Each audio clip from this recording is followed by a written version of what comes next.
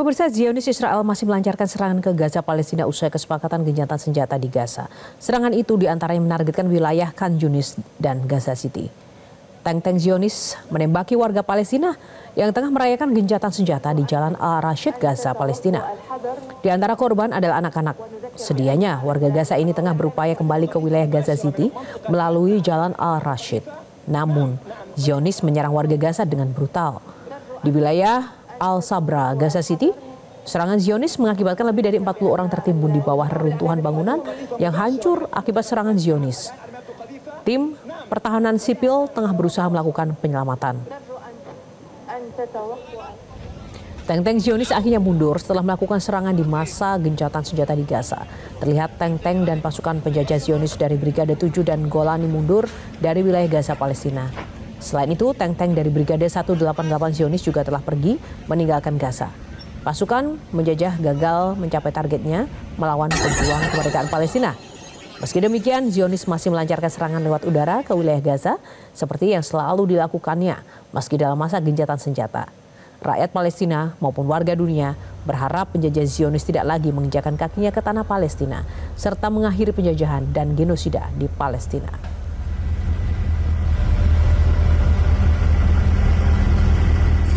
Rakyat Palestina menyambut bahagia gencatan senjata di Gaza. Rakyat Palestina yang diusir paksa dan kini tinggal di Lebanon pun turut menyambut gencatan senjata dengan sukacita.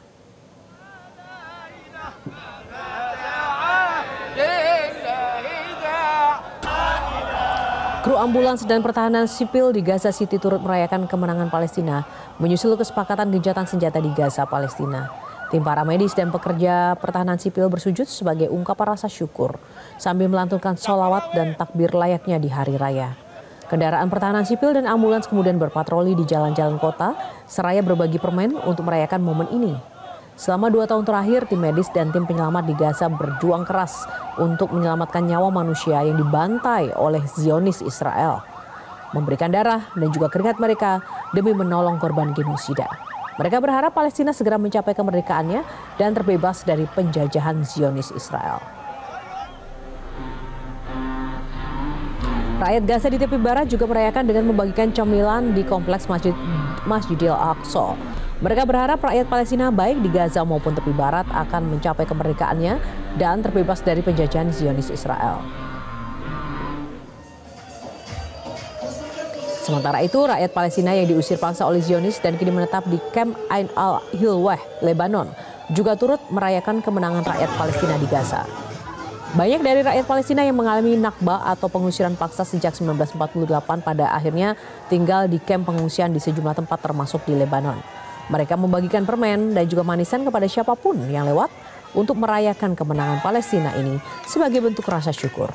Rakyat Palestina di Lebanon berharap bisa kembali ke rumahnya di tanah Palestina yang telah direbut oleh rezim penjajah Zionis Israel.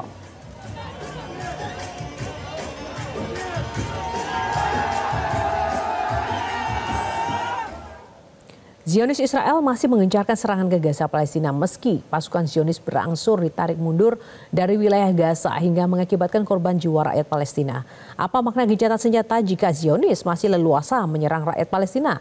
Kita akan membahasnya bersama pakar hukum internasional Profesor Hikmahanto Juwono. Prof, apa kabar? Selamat sore, Prof. Selamat sore, Yohana. Terima kasih. Ya, Prof, ini bukan kali pertama Zionis Israel mengkhianati komitmen gencatan senjata. Apa makna yang sebenarnya ada di balik gencatan senjata yang bahkan diumumkan oleh Presiden Trump sendiri? Sebenarnya begini, gencatan senjata ini akan baru mulai pada hari Senin jam 00. Jadi hari Minggu jam 00. Jadi sampai sekarang ini sebenarnya masih belum dimulai. Meskipun rakyat Palestina di Gaza, di Lebanon sudah mengungkapkan kegembiraannya, bahkan juga sudah melakukan kembali ke tanah mereka yang selama ini dikuasai oleh Israel. Nah, mungkin dugaan saya dari pihak IDF, mereka mengingat masih jam 00 masih ada kesempatan untuk melakukan serangan-serangan begitu ya. Dan ini yang dilakukan. Dan juga mungkin ada ketakutan dari pihak IDF bahwa mereka yang melakukan selebrasi ini tiba-tiba akan menyerang IDF karena mereka belum secara total mundur di wilayah yang sudah ditentukan. Jadi sekali lagi yang kita harus pahami bahwa dimulainya gencatan senjata itu adalah pada hari Senin. Jadi sekarang ini tentu masih belum masih beberapa jam untuk mengarah pada hari Senin jam 00.00. Nah nanti akan ada yang saya baca dan saya monitor, ada pasukan dari Timur Tengah yang akan menggantikan posisi dari IDF sehingga IDF bisa mundur, lalu kemudian ada pasukan dari Timur Tengah. Seperti itu, Yohana. Nah, dalam periode rencana gencatan senjata ini, menurut Anda bagaimana seandainya Israel ternyata tidak menepati komitmen ini? Nah ini gini, kalau misalnya ini diintensikan begitu ya, ini tentu tidak baik dan tidak kondusif untuk supaya gencatan senjata ini bisa segera berlangsung. Karena harapan dunia tentunya dengan adanya kesepakatan walaupun belum dimulai, tidak akan lagi ada serangan-serangan. Tapi sekali lagi kita tidak tahu motif di balik pihak IDF melakukan serangan itu. Apakah benar karena kekhawatiran mereka, ketakutan mereka terhadap masyarakat Palestina yang sudah mulai kembali ke kampung halamannya dan menguasai wilayah tersebut, dan kemudian ada rasa takut begitu ya. Tapi sekali lagi harusnya dari pasukan International Stabilization Force yang merupakan gabungan dari negara-negara Timur Tengah dan mungkin juga Indonesia, ini harus segera sudah siap-siap untuk mengambil alih posisi dari IDF ya, sehingga IDF bisa mundur pada tanggal 00, di mana pada saat itu Sandra mungkin akan diserahkan dan kemudian nantinya juga berbagai bantuan akan segera masuk. Jadi memang kesepakatannya itu hari Senin.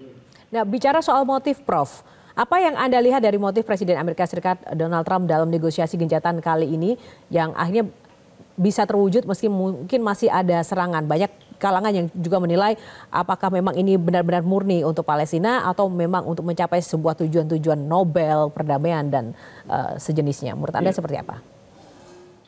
Ya, yang pasti adalah begini, kedua belah pihak Israel maupun Hamas mungkin sudah capek dan tentu sudah banyak korban. Presiden Trump sudah mengatakan bahwa Israel tidak mungkin melawan dunia karena dunia sekarang sudah berada di belakang rakyat Palestina dan mengecam tindakan dari Israel. Bahkan kita tahu pada waktu sidang di Majelis Umum PBB banyak negara yang walk out dari sidang.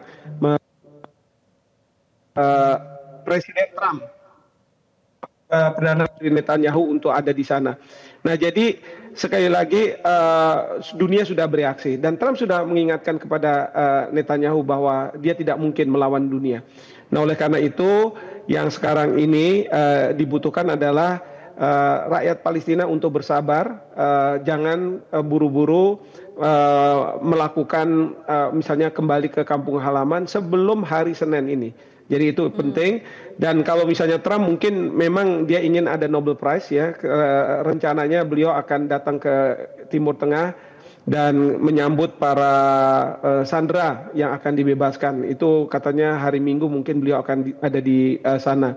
Tapi apapun motif dari Trump, yang penting bagi dunia adalah melihat tidak adanya lagi serangan Israel ke Gaza, dan kemudian bantuan-bantuan makanan, obat-obatan semua akan segera masuk ke Gaza, ke Palestina, seperti itu. Nah mungkinkah Prof, fase 1 gencatan senjata ini bisa terlewati hingga membuat Zionis Israel secara politik akan kesulitan untuk kembali melancarkan serangan besar ke Gaza?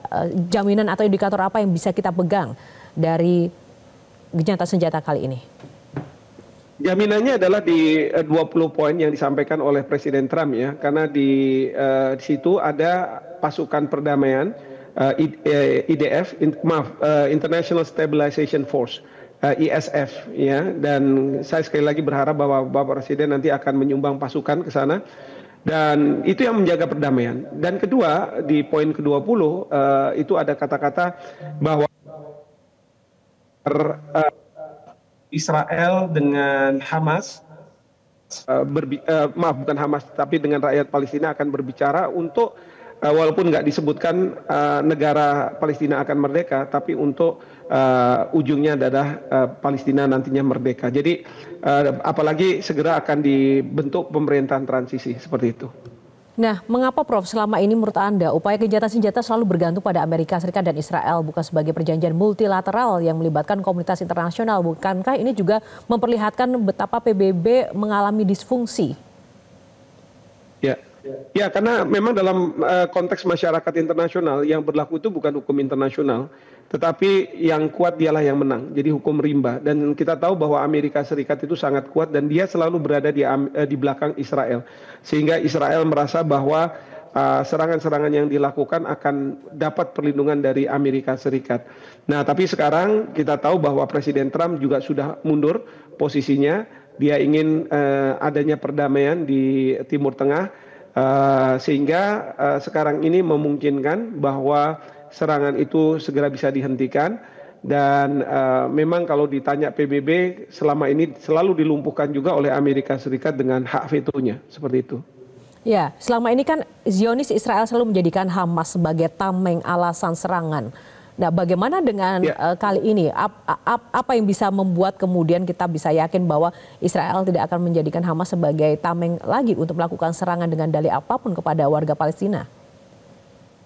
Memang di dalam 20 poin proposal itu ada ketentuan berkaitan dengan keberadaan dari Hamas. Boleh melakukan penguasaan ikut dalam pemerintah. Lagi dunia sebenarnya mendukung rakyat Palestina. Dunia tentu tidak mendukung misalnya apa yang dilakukan oleh Hamas gitu ya. Demikian juga pemerintah Indonesia, pemerintah itu selalu mendukung rakyat Palestina, bukan faksi-faksi yang ada di dalam Palestina itu sendiri. Jadi seperti itu dan tentu nantinya ada ISF, International Stabilization Force, yang akan memastikan bahwa perdamaian itu tetap terjaga seperti itu. Ya, Prof, satu lagi Prof, ini tentu saja kita tidak ingin terlena ya dengan apa yang menjadi janji-janji Amerika maupun juga Zionis seperti itu terkait dengan gencatan senjata. Apa yang harus terus dilakukan oleh masyarakat dunia dan para pemimpin dunia sampai dengan tahap ini, Prof? 3 hal. Pertama adalah Presiden Trump masih komit dengan apa yang beliau sampaikan.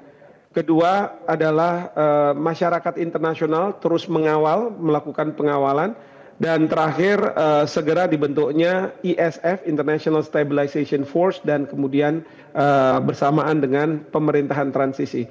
3 hal itulah yang akan menjamin bahwa Israel tidak akan lagi masuk ke Gaza. Gitu. Baik, terima kasih Profesor Hikmahanto Juwana untuk ulasannya bersama Metro hari ini. Salam sehat selalu. Dan pemirsa, kita harus jeda dulu. Sesaat lagi kami akan hadir dengan informasi lainnya untuk Anda terkait dengan usai kalah dari Arab Saudi, kini timnas Indonesia. Jelajahi cara baru mendapatkan informasi. Download Metro TV Extend sekarang.